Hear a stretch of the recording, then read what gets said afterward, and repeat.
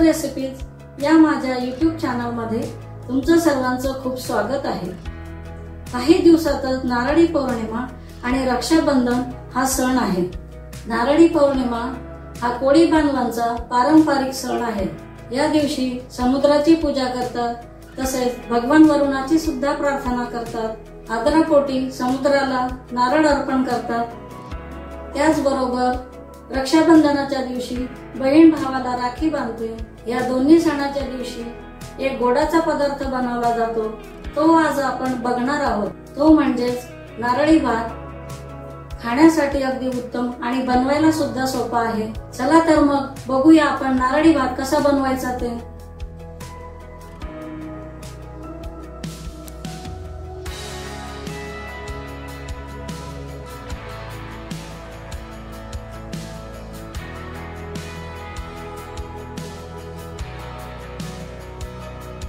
नारळी भातासाठी मी असं बासमती तांदूळ घेतलेला आहे आणि तो अर्धा तास मी भिजवून ठेवलेला आहे। त्यातला आता आपण संपूर्ण पाणी काढून घेणार आहे।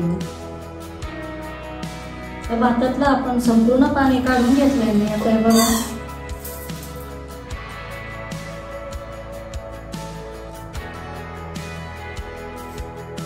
कढईमध्ये मी 2 चमचे साजूक तूप घेतलेलं आहे।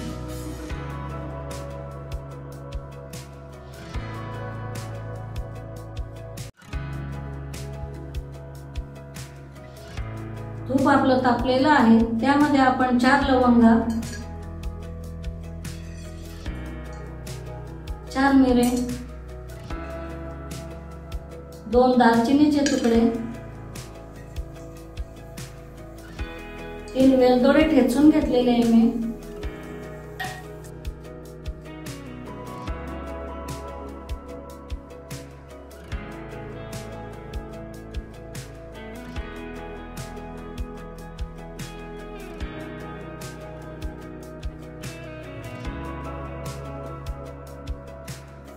दहा 15 काजू, थोडेसे मनुके,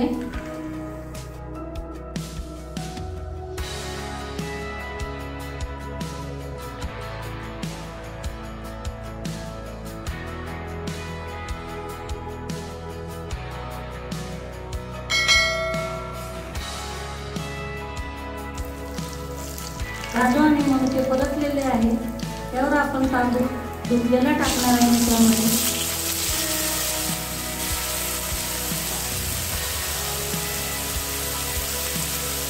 हलक्या हाताने तांदूळ 2 मिनिटं परतून घ्यायचे।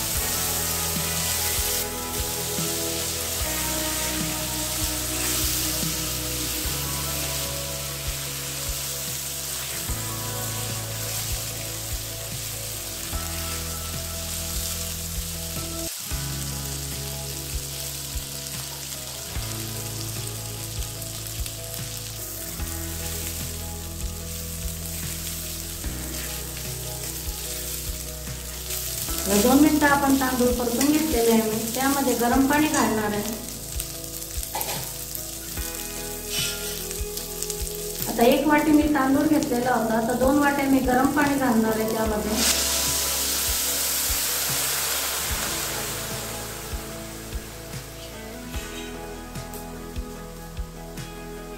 हलक्या हाताने मिक्स करायचं।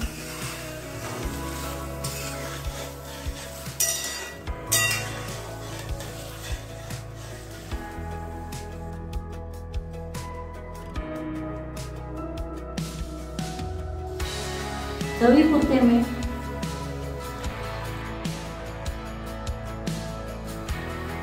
लिंबाचा रस। लिंबाचा रस घातल्याने भात पांढरा शुभ्र होतो।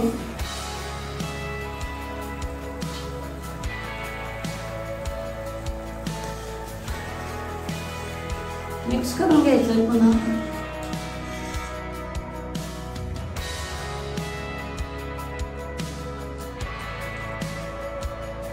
8 ते 10 मिनिटं आपण झाकण ठेवणार आहे भात शिजवण्यासाठी।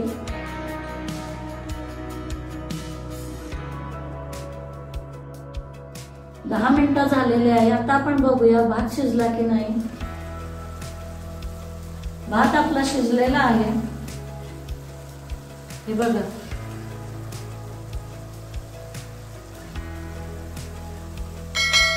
आता त्यामध्ये आपण ओलं खोबरं आणि गूळ घालणार आहे। आता 1 वाटी गूळ आहे,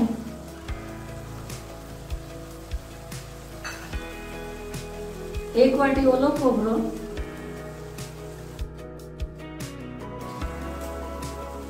हलक्या हाताने मिक्स करून घेणार आहे मी।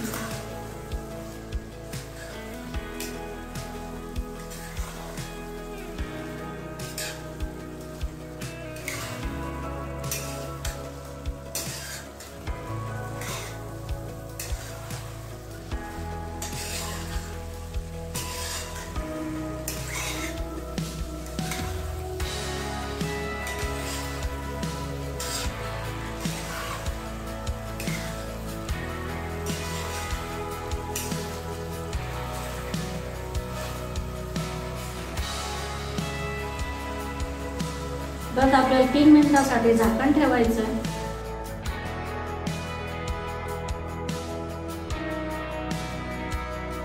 बारीक गॅस करून घ्यायचं।